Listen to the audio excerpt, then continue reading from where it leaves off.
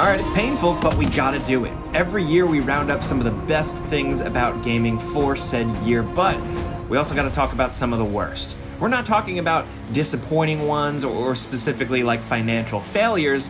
We're talking about games that released in 2024 that just weren't very good. Here are some bad, rough, or frankly forgettable games that released in 2024.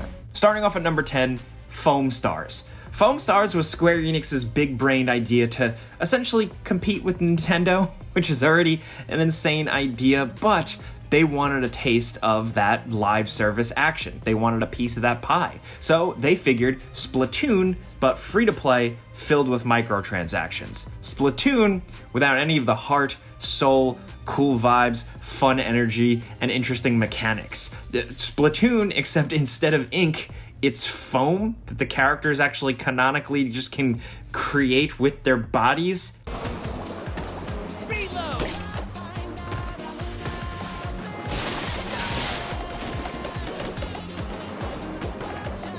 There's a lot of weird stuff with this game, but ultimately it came and went. It released, it had some good ideas, but it really felt like it was just missing life. Missing a couple of ideas. It just felt very soulless and designed for just microtransactions and free-to-play stuff. Ultimately, the player base dropped off pretty quickly, and I think that's reflective of the fact that this game is forgettable. It feels like the corporate mandate copy rip-off version of Splatoon, and that's unfortunate. Splatoon had soul, it had life, it had zest, and Foam Stars had none of that. And now, at the tail end of 2024, we actually completely forgot about it. I had to dig pretty far to find this one. But yes, Foam Stars did come and go this year.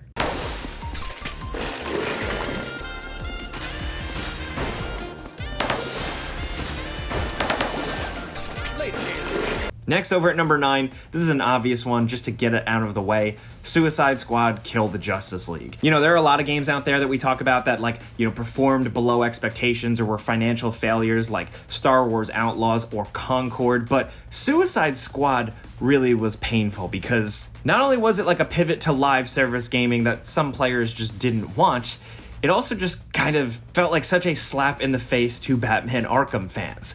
It was just not worth it here. I feel like we've talked this one to death, honestly, and at this point, looking back, at the very least, the developers stuck with it and supported it and gave it some content throughout the year. I mean, they're putting Deathstroke in the game. Credit where credit is due. There are some people still jumping in and playing this one, but it's the story and that main quest like that. It's so bad, so rough, such a waste of cool characters, even a waste of good ideas, a waste of DC property. Harley, no! Worth it. It's such a shame that Suicide Squad Kill the Justice League really came and went, and beyond 2024, it seems like people aren't really going to be talking about it anymore. And because frankly, it just wasn't very fun, but also, again, the people behind Rocksteady were great at telling Batman DC stories, and here, it really was a failure in that regard. Bat shoes on the other bat foot, ain't it? Ain't it, Bats? Gosh, he's really heavy.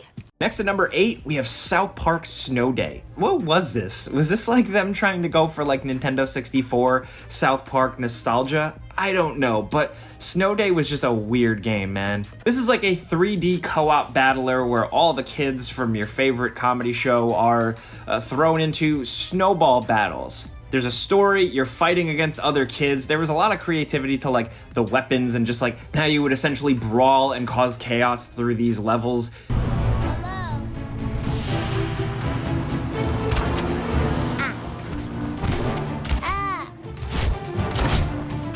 It was really like kind of like melee, some range stuff, but really the combat was not fun. The game only had a few levels, and then also it had that really off-putting 3D visual style. I feel like it's hard to go back to something like this after we got South Park The Fractured But Whole, where they really, really nailed the animation style. We didn't need a 3D co-op arena brawler thing from the South Park world, but we got one. It's spammy, it was unfulfilling, unsatisfying, it was also super short, and a lot of people were really pissed they bought this at full price. Look, I'm glad that it had the feel and the jokes and the comedy of South Park, but frankly, it really seems like it had nothing else and was a waste of people's time.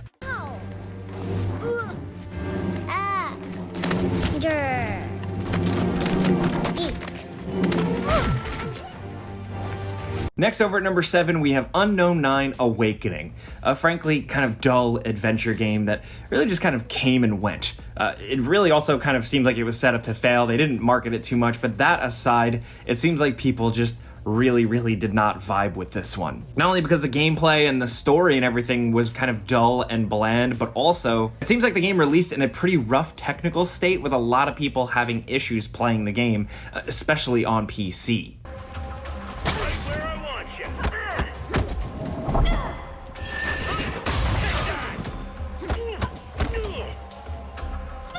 But I think the biggest problem also is that this is based on like an existing universe. So the people fans of that franchise, unfortunately, all they got was this boring game. Did you know that this was based on something bigger than just this game? I certainly didn't. Did you know this game even released? Maybe you didn't, but yeah, let's move on.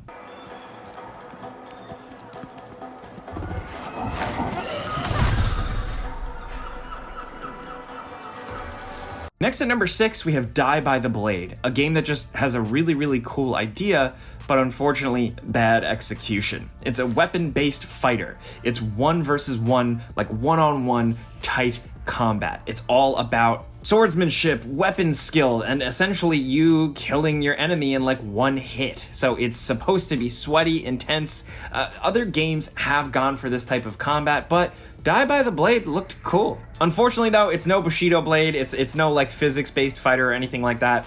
It's just really clunky and awkward and just feels old and dated. It doesn't look very good. And this combat needed nuance, but unfortunately it just felt like it ran out of steam pretty quickly. You get pretty bored and you move on. That's even if you were lucky enough to even get in some multiplayer matches, because that wasn't working too much as well. Look, it seems like some people did like this if you go through some reviews and Steam reviews and stuff like that, but ultimately this game was rough to say the least.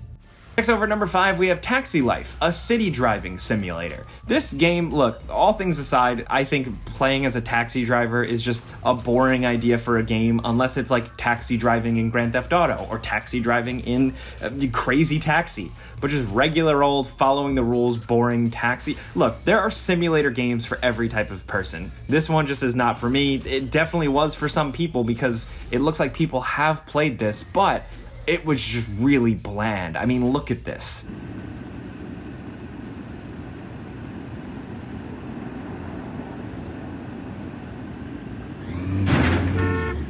I tried this, I found it straight up boring. So again, this is all subjective. Some people want this type of thing. They want to escape in this game, but like, it just felt really half-baked for everything. The NPCs, the way the streets worked, everything, it was really rough. It released in a really beat-up technical state with a lot of people having issues running the game.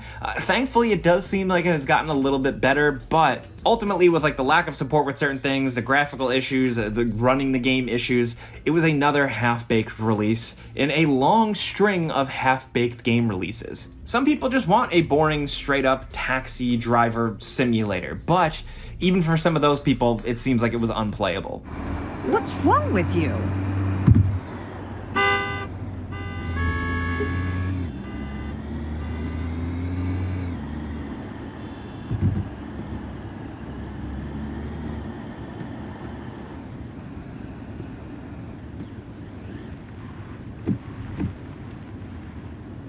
See ya. Not that I ever want to see you again. Now, next up, we have Ubisoft's Skull and Bones. Now, I know I said we weren't going to talk about games that were just like disappointments or financial failures or anything like that, but all that aside, like, yes, Skull and Bones has all that, but also it's just a game that we did not like here. We had to cover it and make videos on it, and unfortunately, it just wasn't a fun pirate game. It was lifeless. Creating your own character, living in this world, you still felt so detached from it. The combat, despite having some cool ship weapons, just wasn't engaging enough. And the grind, the economy, and the reasons to keep playing were just not worthwhile at all. Completely undercooked, half-baked, and ugh. This game just felt like a waste of time, and the problem is, like, you can't help but compare it to other pirate things. Obviously, yes, Ubisoft really nailed it with things like Assassin's Creed Black Flag, but also things like Sea of Thieves. We've seen so many ways to do pirates better. We've seen better ways to do multiplayer pirates better, and it was just frustrating to see this on full display. Playing this game, you know, and spending some time in it, as much as it was polished in some aspects, and it had, like I said, the tightly designed, like, weapons on your ships and stuff like that, I still just found it a complete waste of our time and a bummer.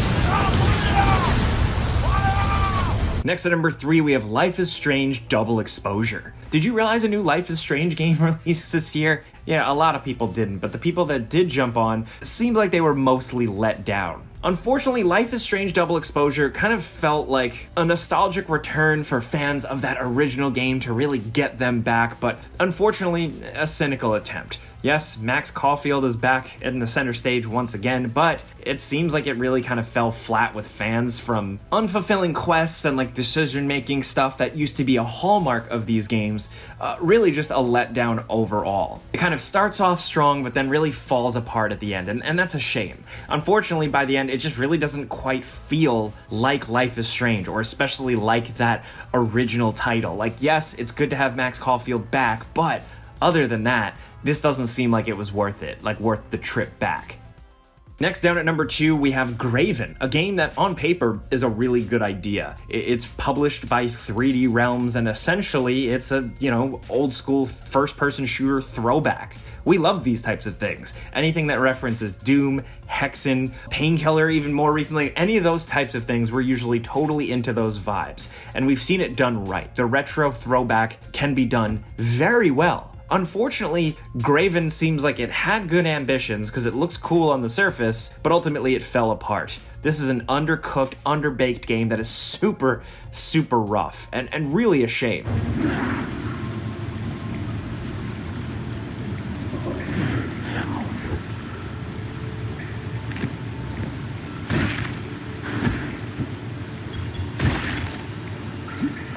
I don't know what happened here, like if it was like they ran out of budget or ran out of time, but the game has tons of bugs and weird issues. A lot of players really took issue with a save system that like barely worked, nearly non-existent, and just bland, boring objectives. The combat, the challenge, all that stuff there is engaging, but unfortunately this game just really didn't have the legs to stand on. And that's a shame, because this could have been something cool. As a fan of Dusk and all those types of boomer shooters, Graven had potential. Maybe the developers can still turn it around, but unfortunately, the main release was a letdown. This is not like a return to form to Heretic or something like some people were hoping for.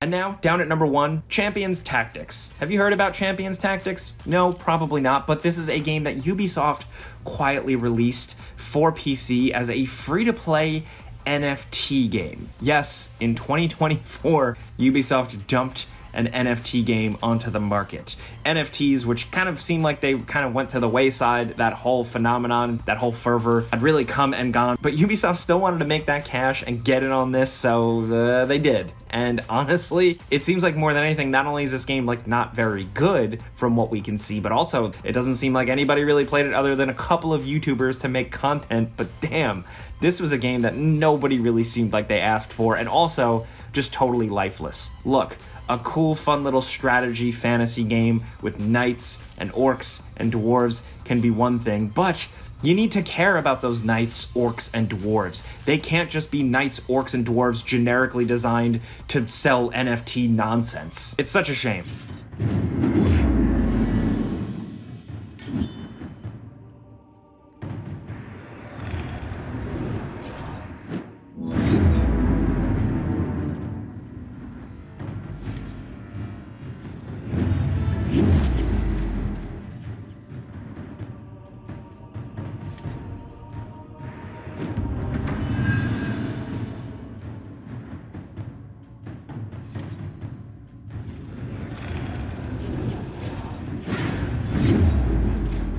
Anyway, those are 10 games that were pretty bad in 2024. Look, everybody has the main ones that they don't like to talk about, but we dug deep. We looked for some of the shovelware, some of the undercooked releases, the half-baked stuff.